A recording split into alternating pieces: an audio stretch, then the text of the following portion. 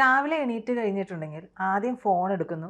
Phone എടുത്ത് ഒന്ന് തോണ്ടി, നമ്മൾ എല്ലാവരും ഈ മുതിർന്നവർ പറയും ചുണ്ണാമ്പ് തേക്കുന്ന പോലെ ഇങ്ങനെ തോണ്ടിക്കൊണ്ടിരിക്കുക എന്ന് പറയും. അപ്പൊ ആക്ച്വലി ന്യൂസ് ഫീഡുകൾ ഈ നോക്കുന്നത് ഇതെല്ലാം അങ്ങനെ ആയി മാറിക്കഴിഞ്ഞു. അതെല്ലാം പണ്ടെന്ന് പറഞ്ഞു കഴിഞ്ഞാൽ ആ ഒരു ടൈം ഗ്യാപ്പിൽ ന്യൂസ് വരുന്നു, ആ ന്യൂസിന് വേണ്ടിയിട്ട് കാത്തിരിക്കുന്ന ഒരവസ്ഥ അത് മാറി ഫുൾ ടൈം ന്യൂസുകളായി. അപ്പോഴും എല്ലാവരും ഒരു വിഭാഗമൊക്കെ അങ്ങനെ ഇരുന്നു. ഇപ്പൊ ഈ പറയുന്ന നമ്മൾ പറയില്ലേ ജനറേഷൻ ഗ്യാപ്പ് ഉണ്ടെന്നൊക്കെ പറഞ്ഞാലും ഈ മുതിർന്നവരടക്കം ഈ ഫോണിലാണ് ഇങ്ങനെ നോക്കുന്നത്. ആ ഒരു രീതിയിലേക്ക് കാലഘട്ടം മാറി. അപ്പൊ ന്യൂസ് എന്ന് പറയുന്നത് ഇൻഫർമേഷൻ എന്നുള്ളതിനേക്കാൾ ഉപരി ഇപ്പൊ ഏതാണ്ട് ഒരു ഇൻഫോർടൈൻമെന്റ് എന്നുള്ള രീതിയിലേക്ക് മാറുക കൂടി ചെയ്തിട്ടുണ്ട്. അപ്പൊ സോഷ്യൽ മീഡിയക്ക് കൂടുതൽ സ്വാധീനം വന്നിട്ടുണ്ട്. പക്ഷെ എന്നിരുന്നാൽ പോലും നമ്മൾ ഇടയ്ക്കൊന്ന് വിചാരിക്കും ടെലിവിഷനിൽ വന്നതല്ല, ഇതാണ് സംഭവം, ഒരു വലിയ മനോഭാവം കൊടുക്കുന്നുണ്ട്. പക്ഷെ ഇപ്പോഴത്തെ പഠനങ്ങൾ പറയുന്നത് സോഷ്യൽ മീഡിയ ഈ സംഭവം അങ്ങ് എടുത്തു എന്നാണ് പറയുന്നത്. അതായത് കൂടുതൽ പ്രോമിനൻസ് കിട്ടുന്നത് സോഷ്യൽ മീഡിയക്കാണ് എന്നുള്ള റിപ്പോർട്ടുകൾ വന്നു എന്ന് കേൾക്കുന്നു. സത്യമാണ്? അത് സത്യമാണെന്ന് വേണം കരുതാൻ. ഈ റിപ്പോർട്ടുകൾ അങ്ങനെയാണ് സൂചിപ്പിക്കുന്നത്. അത് മാത്രമല്ല, ഈ റിപ്പോർട്ട് പുറത്തുവിട്ടിരിക്കുന്നത് ഓക്സ്ഫോർഡിലെ Reuters institute for the study of ജേർണലിസമാണ്, RISJ. അവർ ഒരു ചെറിയ ഒരു റിപ്പോർട്ടല്ല. അവരുടെ പിൻബലം എന്ന് പറയുന്നത് റോയിറ്റേഴ്സ് എന്ന് പറയുന്ന വിശ്രുതമായിട്ടുള്ള വാർത്താ മാധ്യമ റിപ്പോർട്ടിംഗ് സ്ഥാപനത്തിൻ്റെ ഒരു ഡിവിഷനാണ്. അപ്പോൾ അവിടെ ഇവർ ഈ റിപ്പോർട്ടുകൾ, ഇങ്ങനത്തെ ന്യൂസ് റിപ്പോർട്ടുകൾ അവർ എല്ലാ വർഷവും ഇത്തരത്തിലുള്ള സ്റ്റഡികൾ നടത്താറുണ്ട്. അപ്പോൾ 2006 ഈ സ്ഥാപനം ഉണ്ടായത്. ഇവർക്ക് വാർത്താ മാധ്യമങ്ങളും മാധ്യമ ഉപഭോഗ രീതികളും ഡിജിറ്റൽ യുഗത്തിലെ ഈ മാറ്റങ്ങളും ഒക്കെ, വരവും പോക്കും മാറ്റങ്ങളും ഉപയോഗങ്ങളും ഒക്കെ എല്ലാത്തിനെ കുറിച്ച് ഒരു പഠനം നടത്തുന്നുണ്ട്. അപ്പോൾ ഈ പഠനം നടത്തിയ ഇവരുടെ റിപ്പോർട്ട് പറയുന്നത്, ഈ റിപ്പോർട്ടിൽ സൂചിപ്പിക്കുന്നത് ഏറ്റവും വലിയ ഷോക്കിംഗ് ആയിട്ടുള്ള ഒന്ന്, അമേരിക്കയുടെ ചരിത്രത്തിൽ ആദ്യമായി വാർത്താ ഉറവിടങ്ങളായ ടെലിവിഷൻ ചാനലുകളെ മറികടന്നുകൊണ്ട് സോഷ്യൽ മീഡിയ 1ാം സ്ഥാനത്തെത്തി എന്നുള്ളത്. നമുക്കറിയാം അമേരിക്കൻ ടെലിവിഷൻ അതിൻ്റെ സ്ഥാനം എവിടെയാണ് നിൽക്കുന്നത്. ലോകത്തിലെ 1ാം നമ്പർ വൻകിട കോർപ്പറേറ്റ് ചാനലുകളെല്ലാം US ബേസ്ഡാണ്. അപ്പോൾ അതിനൊരു അപ്രമാദിത്വം തകർത്തത് ഒരുപക്ഷെ എനിക്ക് തോന്നുന്നു അൽ ജസീറയൊക്കെ പോലുള്ള ഖത്തറിൻ്റെ ഉടമസ്ഥയിലുള്ള ഒരു ചാനൽ വന്നപ്പോഴാണ്. ഇപ്പുറത്ത് UK നമുക്ക് BBC ഉണ്ട്. വിശ്വാസ്യത കൊണ്ട് ഇവരൊക്കെ പലപ്പോഴും അത് നേടിയെടുത്തിട്ടുണ്ട്. അവർ റിപ്പോർട്ട് ചെയ്യുന്നുള്ളൂ. അമേരിക്കൻ താല്പര്യങ്ങൾ സംരക്ഷിക്കാനാണ് എപ്പോഴും ഈ അമേരിക്കൻ മാധ്യമങ്ങൾ, ടെലിവിഷൻ ചാനലുകൾ പ്രത്യേകിച്ച് ശ്രമിച്ചിട്ടുള്ളത്. അവിടുത്തെ പത്രങ്ങൾ ഒരു പക്ഷേ അവരുടെ സ്റ്റാൻഡിൽ കുറച്ചുകൂടെ ഉറച്ചു നിൽക്കുന്നുണ്ട്. ഇപ്പോൾ ട്രംപ് ന്യൂയോർക്ക് ടൈംസിനെതിരായി ചരിത്രത്തിലെ ഏറ്റവും വലിയ നഷ്ടപരിഹാരത്തിന് കേസ് കൊടുത്ത ആളാണ്. അപ്പോൾ അവർക്ക് അത് അത്രയും വലിയ ഇതുണ്ട്. ഇപ്പം നമ്മളിവിടെ മലയാള മനോരമയൊക്കെ നോക്കുമ്പോൾ നമുക്ക് ഇപ്പോഴും അറിയാം, മനോരമ എന്ന് പറയുന്നത് ആ ഒരു വലിയ ഒരു നെറ്റ്വർക്കാണ്. ഇന്ത്യയിൽ തന്നെ പ്രമുഖമായൊരു പത്രമാണ്. ആ പത്രം എത്രത്തോളം സത്യം പറയാം മനോരമയിലുണ്ട് എന്നാണ് നമ്മൾ പറയുക. എന്നിട്ട് പിന്നെയാണ് മാതൃഭൂമിയൊക്കെ പറയാം. ഇപ്പം ദേശാഭിമാനം പറയുമ്പോൾ ഒരു പാർട്ടിയുടെ പത്രമായതുകൊണ്ട് കുറച്ചുകൂടെ ബയാസ്ഡ് ആയിട്ടാണ്, അല്ലെങ്കിൽ ജന്മഭൂമി ആണെങ്കിൽ അതൊരു വേറൊരു പാർട്ടിയുടെ പത്രമായിട്ട് ബയാസ്ഡ് എന്ന് പറയാം. പക്ഷേ മനോരമയ്ക്ക് മനോരമയായ രാഷ്ട്രീയമുണ്ട്. ഒരു വലതുപക്ഷ രാഷ്ട്രീയമാണ് അവർ അനുവർത്തിക്കുന്നത്. അപ്പോൾ ഇങ്ങനെയൊക്കെയുള്ള ഒരു ചുറ്റുപാടിൽ നമ്മൾ ഈ പത്രങ്ങളിൽ നിന്ന് ടെലിവിഷനിലേക്ക് കിടന്നപ്പോൾ ഈ മാധ്യമങ്ങളെല്ലാം അവരുടെ പ്രമുഖ ടെലിവിഷൻ ചാനലുകളിലേക്ക് വന്നു. ഇപ്പം നമുക്കിവിടെ കാണുന്ന എല്ലാ ചാനലുകളും ഉണ്ട്. നമുക്ക് തന്നെ ഇത് പറയുമ്പോൾ തന്നെ നമുക്കറിയാം നമ്മുടെ ചാനലുകൾ എത്രത്തോളം വിശ്വാസ്യത നേടുന്നുണ്ട്, എന്തെല്ലാം വാർത്തകളാണ് അവർ പടച്ചു വിടുന്നത്. ഇപ്പം ഏഷ്യാനെറ്റ് പ്രമുഖമായ ഒരു സ്ഥാപനമാണ്. ആ സ്ഥാപനത്തിൽ ഒരു വാർത്ത വരുമ്പോൾ ഏഷ്യാനെറ്റ് റിപ്പോർട്ട് ചെയ്തു എന്ന് പറഞ്ഞാൽ നമ്മൾ വിശ്വസിക്കും.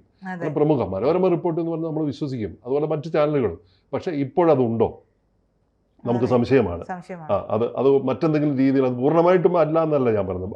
അപ്പോൾ തന്നെ അവിടെയുള്ള ചില ടെലിവിഷൻ അവതാരകർ പറയുന്ന, വിശ്വസനീയമായി പറയുന്ന ആളുകളുണ്ട്. ഇതേ കാര്യം തന്നെ സോഷ്യൽ മീഡിയയിലും സംഭവിച്ചുകൊണ്ടിരിക്കുന്നത്. നമുക്കൊരു ചിറ്റമ്മ നയം സോഷ്യൽ മീഡിയയിലുണ്ട്. സോഷ്യൽ മീഡിയയിൽ വന്ന വാർത്ത ആരും ശ്രദ്ധിക്കാനാണ്, ഞാൻ ഒന്നും കാണാറില്ല എന്ന് പറയുന്നത്. അങ്ങനെ പറഞ്ഞുകൊണ്ടിരിക്കുന്ന ആളുകൾക്കിടയിൽ ഇതിൻ്റെയൊക്കെ ജന്മഭൂമിയായ, മാതൃഭൂമിയായ, ഇതിൻ്റെ തറവാട്ട് സ്ഥലമായ, സോഷ്യൽ മീഡിയ തറവാടായ, അമ്മ വീടായ അമേരിക്കയിൽ ആദ്യമായി ഈ ചാനലുകളൊക്കെ മറികടന്നിട്ട് സോഷ്യൽ മീഡിയ 1ാം സ്ഥാനത്തെത്തുമ്പോൾ ഇതൊരു വലിയ സൂചനയാണ്. അപ്പോൾ അമേരിക്കക്കാർ ഇങ്ങനെ വാർത്തകൾ അറിയുന്നതിനായി ഈ പരമ്പരാഗത ടെലിവിഷൻ ചാനലുകളും ഒക്കെ ഉപേക്ഷിച്ചിട്ട് ഈ വീഡിയോ പ്ലാറ്റ്ഫോമുകളും സ്ട്രീമിങ്ങുകളും ഇത്തരം കാര്യങ്ങളൊക്കെ ആശ്രയിക്കുമ്പോൾ ഇത് നമുക്ക് നൽകുന്ന കാര്യമെന്ന് പറയുന്നത് കാലം മാറിയിരിക്കുന്നു എന്നാണ്. അപ്പോൾ 2012 മുതൽ ഈ റിപ്പോർട്ടിംഗ് ഏജൻസി ഇത്തരം റിപ്പോർട്ടുകൾ പുറത്തിറക്കുന്നുണ്ട്. ഈ വർഷം 48 രാജ്യങ്ങളിലെ പുതുതായി സെർബിയ ഉൾപ്പെടെ 48 രാജ്യങ്ങളിൽ അവർ 1 ലക്ഷത്തോളം ആളുകളുടെ വാർത്ത ഉപയോഗിക്കുന്ന രീതികൾ അവർ സർവേയിലൂടെ പഠന വിധേയമാക്കി. അപ്പോൾ അവർക്ക് മനസ്സിലായ കാര്യങ്ങളൊക്കെ ഉണ്ട്. US പരമ്പരാഗത മാധ്യമങ്ങൾക്ക് സ്വാധീനം നഷ്ടപ്പെടുന്നു എന്നുള്ളതാണ് ആദ്യത്തെ കാര്യം. അപ്പം ഈ നമ്മൾ നേരത്തെ പറഞ്ഞ പോലെ അവർ ഇൻഫ്ലുവൻസ് ചെയ്തിരുന്നത് അവർക്ക് ആ സ്വാധീനം നഷ്ടപ്പെട്ടിരിക്കുന്നു. അപ്പോൾ അമേരിക്കൻ വാർത്താ ഉപഭോഗത്തിൽ വന്ന മാറ്റങ്ങൾ ഞെട്ടിക്കുന്നതാണ് എന്ന് പറയുന്നു റിപ്പോർട്ട്. വാർത്തയെ സ്വീകരിക്കുന്ന കാര്യങ്ങളിൽ വന്ന മാറ്റങ്ങൾ. അപ്പോൾ അതിൽ US സോഷ്യൽ മീഡിയ, വീഡിയോ നെറ്റ്വർക്കുകൾ എന്നിവ വഴി വാർത്തകൾ അറിയുന്നവരുടെ എണ്ണം കുത്തനെ ഉയർന്ന 54%. എന്ന് വെച്ചാൽ ബാക്കിയുള്ള 46% മാത്രമേ ഉള്ളൂ അതിനെ വിശ്വസിക്കുന്നുള്ളൂ. അത് ഉയർന്നിരിക്കുന്നു. TV പിന്നോട്ട് പോയി. TV വാർത്തകൾ 50%, ന്യൂസ് വെബ്സൈറ്റുകളെ, ആപ്പുകളെയും 48% മറികടന്നാണ് സോഷ്യൽ മീഡിയ ഈ നേട്ടം കൈവരിച്ചത്. രാജ്യത്തെ ഏറ്റവും പ്രിയപ്പെട്ട വാർത്താ ഉറവിടമായി മാറിയത് എന്ന് പറയുന്നത് നമുക്ക് തന്നെ അറിയാം. നമ്മളിങ്ങനെ നോക്കുമ്പോൾ നമ്മൾ പിന്നെ മലയാള മനോരമയോ അല്ലെങ്കിൽ 24 ന്യൂസോ അതല്ലെങ്കിൽ ഏഷ്യാനെറ്റിൻ്റെയോ ഓൺലൈൻ പ്ലാറ്റ്ഫോം എടുത്തിട്ട് നമ്മൾ നോക്കുന്നതിന് പകരം നമുക്ക് ചില പ്രിയപ്പെട്ട പേരുകളൊന്നും പറയണ്ട. അതിൽ ചിലർക്ക് ABC ഉണ്ടാവാം, മറ്റു ചില ചാനലുകൾ ഉണ്ടാവാം. അപ്പം മുൻനിരയിൽ തന്നെയാണ് ABC ഉള്ളതെന്ന് നമുക്ക് കാണാം. പക്ഷെ അതാണ് നമ്മൾ എടുത്തു നോക്കുക. അവരെന്ത് പറയുന്നു? അവിടെ തന്നെ ഈ വാർത്തകൾ അവതരിപ്പിക്കുന്ന ചില ക്രിയേറ്റർമാരുണ്ട്. ആ ക്രിയേറ്റർമാരെ അവരെന്ത് പറയുന്നു? അതാണ് ഈ റിപ്പോർട്ട് എടുത്തു പറയുന്നത്. അത്തരത്തിലുള്ള ക്രിയേറ്റർമാർ പ്രബലരായി മാറുന്നു എന്നാണ് അവർ പറയുന്ന. ആളുകൾ വിശ്വസിക്കുന്നു. ഈ മാറ്റം കണക്കുകളൊന്നും ഒതുങ്ങുന്നില്ല. 2 കാര്യങ്ങളാണ് ഈ മാറ്റത്തിന് പിന്നിലെ ഇങ്ങനെ വിശ്വസിക്കാനുള്ള പ്രേരക ശക്തി എന്ന് പറയുന്നത്. എന്താണ്? ഒന്ന്, യുവ പ്രേക്ഷകരാണ്, ചെറുപ്പക്കാർ, അവരാണ്.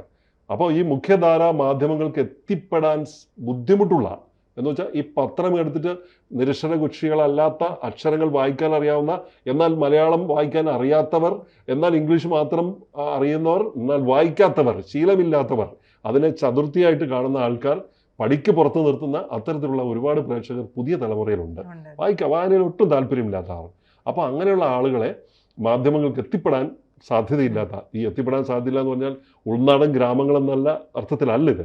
അപ്പം അങ്ങനത്തെ ആളുകളെ വ്യക്തിഗതമായിട്ടുള്ള ഈ ക്രിയേറ്റർമാർ ആകർഷിക്കുന്നു. ഇങ്ങനെ കണ്ടന്റ് ക്രിയേറ്റ് ചെയ്യുന്ന ഈ ക്രിയേറ്റർമാർ, നമ്മൾ നേരത്തെ പറഞ്ഞ പോലെ സോഷ്യൽ മീഡിയയിൽ വിശ്വാസ്യത സൃഷ്ടിക്കുന്ന ക്രിയേറ്റർമാർ വല്ലാതെ ആകർഷിക്കുന്നുണ്ട്. ഇപ്പൊ ഈ സ്ത്രീകളുടെ കാര്യമൊക്കെ പറയുമ്പോഴേ, സ്ത്രീകളും മിക്കവാറും ജോലി കഴിഞ്ഞ് ചെന്ന് കഴിഞ്ഞിട്ടുണ്ടെങ്കിൽ കിച്ചൺ അങ്ങനെയുള്ള കാര്യങ്ങളിലായിരിക്കും. ഞാൻ പലപ്പോഴും കണ്ടിട്ടുണ്ട്. എൻ്റെ ഫ്രണ്ട്സ് ഒക്കെ ആണെങ്കിലും പറഞ്ഞു കേൾക്കുന്ന ഒരു കാര്യം എന്ന് പറഞ്ഞു കഴിഞ്ഞാൽ, അവർക്ക് കേൾക്കേണ്ട ന്യൂസ് എന്താണ് അത് എടുക്കുക. ഇത് ഒന്നില്ലെങ്കിൽ ഹെഡ്സെറ്റ് വെക്കുക, സൈഡിൽ ഇങ്ങനെ വെച്ചേക്കുക. ഇതിങ്ങനെ കേട്ടോണ്ട്, പണ്ട് ആകാശവാണിയൊക്കെ കേൾക്കില്ലേ, റേഡിയോ കേൾക്കുന്നത് പോലെ ഇതിങ്ങനെ കേട്ടുകൊണ്ട് ഫ്ലോയിലാണ് അവരുടെ ബാക്കി പരിപാടികളൊക്കെ നടക്കുന്നത്. ഇപ്പം ഞാനിപ്പം ഇത് പറഞ്ഞപ്പോൾ ആലോചിക്കുകയാണ്. ഞാൻ രാവിലെ 4 മണിക്ക് ഉണരുന്ന ഒരാളാണ്. രാവിലെ ഉണരുമ്പോൾ ഏതാണ്ട് 5 മണിയാകുമ്പോൾ എൻ്റെ ഭാര്യ ഉണർന്നു വരും. അപ്പം പിന്നെ ഞാൻ അടുക്കളയിൽ ഇവരിങ്ങനെ കേൾക്കുമ്പോൾ എനിക്ക് കേൾക്കുന്ന ശബ്ദം എന്താണെന്നറിയാം? TGയുടെ പ്രഭാഷണമാണ്. TG നമ്മുടെ പ്ലാറ്റ്ഫോമിൽ ഇരുന്ന് സംസാരിക്കുന്ന, മറ്റു പ്ലാറ്റ്ഫോമുകളിലേക്ക് ഇരുന്ന് സംസാരിക്കുന്ന കേട്ടുകൊണ്ടിരിക്കും. ഞാൻ അങ്ങനെയാണ് TG ആദ്യമായിട്ട് കേൾക്കുന്നത്. അപ്പോൾ TG കേട്ട് കഴിഞ്ഞാൽ പിന്നെയുള്ളത് ഷാജസ് കറിയയാണ്. ഷാജസ് കറിയ ഈ പറയുന്ന നമ്മുടെ ഈ സോഷ്യൽ മീഡിയ വാർത്താ ഇടങ്ങളിൽ ഏറ്റവും പ്രബലനായിട്ടുള്ള ഒരാളാണ്. മറ്റൊരാൾ ജയശങ്കർ സാറാണ്.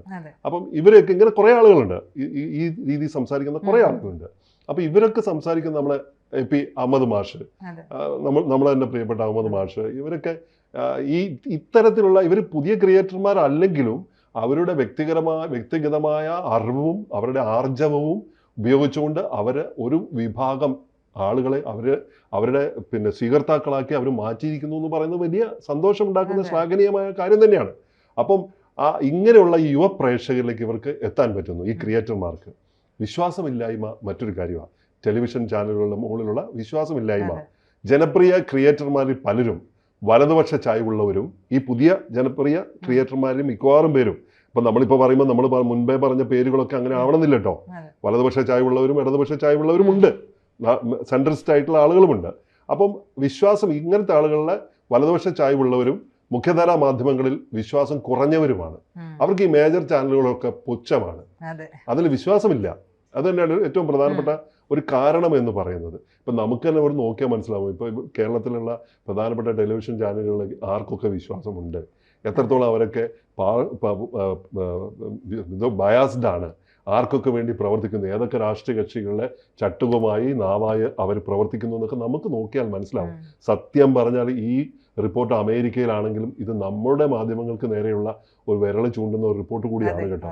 ശ്രദ്ധിക്കേണ്ടതാണ്. അവരും അടിയിലെ മണ്ണൊലിച്ചു പോകുന്നത് കാണുന്നില്ല. അപ്പോൾ മുഖ്യധാരാ മാധ്യമങ്ങൾ പക്ഷപാതപരവും ഉന്നത വർഗത്തിന്റെ ഭാഗവുമാണെന്നാണ് ആളുകൾ വിശ്വസിക്കുന്നത്. അവർ ബയാസ്ഡാണ്. അവര് പിന്നെ വലിയ ഉന്നത വർഗത്തിന്റെ വരേണ്യ വർഗത്തിന്റെ ആൾക്കാരാണെന്ന് വിശ്വസിക്കുന്നു. അമേരിക്കയിലാണ് ഈ മാറ്റം ഏറ്റവും വേഗത്തിലും ശക്തമായ സ്വാധീനത്തോടെയും സംഭവിക്കുന്നത്. യു എസിൽ സംഭവിച്ചു എന്നുള്ള അവർക്ക് ഈ ഫോർത്ത് എസ്റ്റേറ്റിന് വലിയ പ്രാധാന്യം, ഈ മീഡിയയ്ക്ക് വലിയ പ്രാധാന്യം കൊടുക്കുന്ന ഒരു സ്ഥലമാണ്. ലോകമെമ്പാടും ഉണ്ടെങ്കിൽ യു എസ് അതിന് ഒരു നെടുന്തൂണാണ്. അപ്പൊ അവിടെ ഇത് സംഭവിച്ചിരിക്കുന്നു. പക്ഷെ ജപ്പാനിലും ഡെൻമാർക്കിലും അത്ര കാര്യമായിട്ട് ഏറ്റിട്ടില്ല. അവിടെ താരതമ്യേന കുറവാണ്. എന്നാൽ UK 20%, ഫ്രാൻസിൽ 19% ഇത്തരത്തിലുള്ള ധ്രുവീകരണം ഉയർന്ന തോതിൽ നടക്കുന്നുണ്ട്. അവിടെ രാഷ്ട്രീയ ധ്രുവീകരണം ഒരു കാരണമാണ് എന്ന് പറയുന്നു. എങ്കിലും അമേരിക്കയും ലാറ്റിൻ അമേരിക്കയും ആഫ്രിക്കയും ഏഷ്യ എന്നിവിടങ്ങളിലെ ചില രാജ്യങ്ങളുടെ പാത ഇവർ പിന്തുടരുകയാണ്. അവിടുത്തെ ജനങ്ങൾ ഈ അമേരിക്കയുടെ പാത ശരിക്കും പിന്തുടരാൻ തുടങ്ങിയിരിക്കുന്നു. ഉയർന്ന സോഷ്യൽ മീഡിയ ഉപയോഗം, ഒരുമിച്ച് നിൽക്കുന്ന ഒരു രാഷ്ട്രീയ ധ്രുവീകരണം ഏറെക്കാലമായിട്ട് ഇത് ഒരുമിച്ച് ചേർന്നുകൊണ്ട് ഇങ്ങനെ മുന്നോട്ട് പോവുകയാണ്. ഇവിടെ ഇപ്പം നമ്മൾ ഈ റിപ്പോർട്ടിൽ ഇനി വരാൻ പോകുന്നത് ആർട്ടിഫിഷ്യൽ ഇൻ്റലിജൻസും വ്യക്തിഗതമാക്കലും പിന്നെ പ്രാദേശികമായിട്ടുള്ള വാർത്തകളെക്കുറിച്ചുള്ള മറ്റ് കണ്ടെത്തലുകളും അവരിനി പുറത്തു വിടാൻ പോവുകയാണ്. അത് പുറത്തു വിടുമ്പോഴാണ് നമുക്ക് കുറച്ചുകൂടെ ഭംഗിയായിട്ട് ഈ കാര്യങ്ങളെ വിശദമായി നമുക്ക് അറിയാൻ കഴിയുക. ഇന്ത്യയിലേക്ക് വന്നാൽ ഇവിടെ യൂട്യൂബും വാട്സപ്പുമാണ് പ്രധാനപ്പെട്ട സ്രോതസ്സുകൾ എന്ന് പറയുന്നു. പരമ്പരാഗത മാധ്യമങ്ങളോട് ഇവിടെയും വിശ്വാസം കുറഞ്ഞിരിക്കുന്നു. ചാറ്റ് ബോട്ട്, AI റിലേറ്റഡ് ആയിട്ടുള്ള ചാറ്റ് ബോട്ടുകൾ കൂടുതലായി ഉപയോഗിക്കുന്നു. അത് കാണുന്നുണ്ട്. ഇന്ത്യയിൽ ഇൻ്റർനെറ്റ് ഉപയോഗിക്കുന്നവർക്കിടയിൽ വാർത്താ ഉപയോഗ രീതിയിൽ വലിയ മാറ്റം സംഭവിച്ചു. ഇൻ്റർനെറ്റിൻ്റെ കടന്നുവരവാണ് അതിന് നമ്മൾ ഈ ഗാഡ്ജറ്റിലേക്ക് മാറിയത്. മൊബൈൽ ഫസ്റ്റ് എന്ന സമീപനം ഇവിടെ വന്നു. നേരത്തെ തുടക്കത്തിൽ പ്രജിത പറഞ്ഞ പോലെ നമ്മൾ ചാനൽ വെച്ച് നോക്കുകയല്ല, നമ്മൾ ഗാഡ്ജറ്റ് എടുത്തിട്ട് നമ്മളിങ്ങനെ സ്ക്രോൾ ചെയ്ത് നോക്കിക്കൊണ്ടിരിക്കുകയാണ്. മൊബൈൽ ഫസ്റ്റാണ്, ആദ്യം മൊബൈൽ, അത് കഴിഞ്ഞിട്ടാണ് അതിലേക്ക് വരുന്നത് എന്ന് വരുന്നുണ്ട്. അപ്പം ഈ TVയും റേഡിയോയും പത്രവും ഒക്കെ മാറിയിട്ട് സോഷ്യൽ മീഡിയയും മെസ്സേജിങ് ആപ്പുകളും സെർച്ച് എഞ്ചിനും കടന്നു വന്നിരിക്കുന്നു. അത് അടിയുറച്ച് വിശ്വാസം അതിൽ നേടിയിരിക്കുന്നു. അപ്പോൾ ഇതിൻ്റെ ഒരു ആധിപത്യം അനുസരിച്ചുകൊണ്ട് ഈ പറയുന്ന പ്ലാറ്റ്ഫോമുകൾ, മുൻനിരയിൽ നിൽക്കുന്ന പ്ലാറ്റ്ഫോമുകൾ ഇന്ത്യയിൽ യൂട്യൂബാണ്. 55%, വാട്സപ്പിൽ 46% വാർത്തകൾ സ്വീകരിക്കുന്നുണ്ട് ആളുകൾ. നമ്മൾ എന്തായാലും കിട്ടിക്കഴിഞ്ഞാൽ ആ വാർത്ത ഉടനെ നമ്മൾ പിന്നെ ഫോർവേഡ് ചെയ്യുക, വാട്സപ്പിലൂടെയാണ് നമ്മൾ അപ്പം ഫോർവേഡ് ചെയ്യുക. അപ്പോൾ അതിൽ 46, ഏകദേശം പകുതിയോളം അതിന് മറികടന്നിരിക്കുന്നത്, ഏറ്റെടുത്തിരിക്കുന്നു. ചാറ്റ് ബോട്ടുകൾ ഏകദേശം 18% ചാറ്റ് ബോട്ടുകൾ ഉപയോഗിക്കുന്നതിനോട് പ്രതികരിച്ച ആളുകൾ. ഇന്ത്യയിലെ വിദ്യാർത്ഥികളിലും യുവതലമുറയിലും പ്രത്യേകമായി പ്രധാന വാർത്താ മാർഗങ്ങളായി ഇത് മാറിയിരിക്കുന്നു. നമ്മളൊക്കെ AI ഉപയോഗിക്കുന്നുണ്ട്, ChatGPT ഒക്കെ കോമൺ ആയിരിക്കുന്നു. ആ ഒരു വ്യത്യാസമാണ് ചെറുപ്പക്കാർക്ക്, നമ്മുടെ കുട്ടികൾക്കിടയിൽ അത് വല്ലാതെ കൂടിയിട്ടുണ്ട് എന്നാണ്. ഇപ്പം എൻ്റെ മോനൊക്കെ അവൻ പത്രമൊന്നും വായിക്കാറില്ല, ടെലിവിഷൻ ചാനൽ കാണാറില്ല. പക്ഷെ പല ന്യൂസുകളും നമ്മൾ അറിയുന്നത്, പല അമ്പരപ്പിക്കുന്ന ന്യൂസുകളും നമുക്കൊന്നും കിട്ടാത്തതൊക്കെ എൻ്റെ മകൻ എനിക്ക് അയച്ചു തരും. 2 പേരും അയച്ചു തരും, മൂത്ത ആളും. അപ്പോൾ അതെങ്ങനെയാണെന്ന് വെച്ചിട്ടുണ്ടെങ്കിൽ അവർ ഈ ടെലിവിഷൻ ചാനലിലൂടെ, ഈ ചാറ്റ് ബോട്ട് സമ്പ്രദായങ്ങളിലൂടെയാണ് അവർക്ക് ഇത്തരം വാർത്തകൾ കിട്ടുന്നത്. അപ്പോൾ അവരും കാണുന്നുണ്ട് കേട്ടോ. അവരൊന്നും ഇത് വായിക്കുന്നില്ല എന്നൊക്കെ നമ്മൾ പറയുന്ന ആ തലമുറയെ അങ്ങ് തള്ളിക്കളയണ്ട. അവരുടേതായ രീതിയിൽ പരമ്പരാഗത മാർഗങ്ങളെ പിന്തള്ളിക്കൊണ്ട് അവരുടെ രീതിയിൽ അവരും ഇത് കാണുന്നുണ്ട്.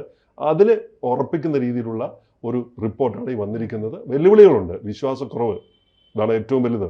ഭാരതീയ വാർത്താ മാധ്യമങ്ങളോടും ഔദ്യോഗിക മാധ്യമങ്ങളോടും പൊതുവെ വിശ്വാസക്കുറവ് സംഭവിച്ചിരിക്കുന്നു. ആ വെല്ലുവിളികൾ ജനങ്ങളുടെ വിശ്വാസം നിലനിർത്തേണ്ടതുണ്ട്. പ്ലാറ്റ്ഫോം അധിഷ്ഠിത ഉപഭോഗ രീതികളുമായി പൊരുത്തപ്പെട്ട് ഈ മാധ്യമങ്ങൾ മാറേണ്ടതുണ്ട്. അത് എന്ന് വെച്ചാൽ അവർ ടെക്നോളജിയിലേക്ക് കൺവേർട്ട് ചെയ്യേണ്ടതുണ്ട്. ടെക്നോളജിയും ഇത്തരത്തിലുള്ള എല്ലാ ആധുനിക സമ്പ്രദായങ്ങളോടും അവർ പൊരുത്തപ്പെട്ട് വളരേണ്ടതുണ്ട്. അപ്പോൾ സിനിമയിലൊക്കെ ആവിഡ് എഡിറ്റിംഗ് എന്ന് പറയുന്ന ഒരു സങ്കേതം വന്നു. അപ്പോൾ പരമ്പരാഗത എഡിറ്റിംഗ് രീതിയിൽ നിന്ന് ആവിഡ് എഡിറ്റിംഗ് പഠിക്കാതിരുന്ന പല ആളുകളും ഇന്ന് എഡിറ്റർമാരായിട്ട്, വലിയ എഡിറ്റർമാരായിരുന്നു, അവരൊക്കെ അപ്രത്യക്ഷരായി പോയി. എന്നാൽ ചിലരത് പഠിച്ചുകൊണ്ട് അവരിന്ന് ഇപ്പോഴും പിടിച്ചു നിൽക്കുന്നു എന്ന് പറയുന്ന പോലെയാണ്. അപ്പം നമുക്ക് ഒരുപാട് ഉദാഹരണങ്ങളുണ്ട്. അപ്പോൾ ഈ രീതിയിൽ പിന്നെ ഇന്ത്യയിലെ മാധ്യമ വിപ്ലവം, ഇന്ത്യയിലെ വാർത്താ ഉപഭോഗത്തിൻ്റെ ചോദ്യത്തിന്, ഇത്തരത്തിലുള്ള ചോദ്യത്തിന് മുന്നിൽ ഇന്നിപ്പോൾ ഒരു പ്രധാന ഉത്തരമുള്ളത് ഡിജിറ്റൽ പ്ലാറ്റ്ഫോമുകളാണ്. നമുക്ക് മുന്നിലുള്ള ഉത്തരം എന്ന് പറയുന്നത് പ്ലാറ്റ്ഫോം മാധ്യമം എന്ന് പറയുന്നത് അത് പ്ലാറ്റ്ഫോം ഡോമിനേറ്റഡ് ആയിട്ടുള്ള മീഡിയ എന്നതിലേക്ക് മാറിയിരിക്കുന്നു.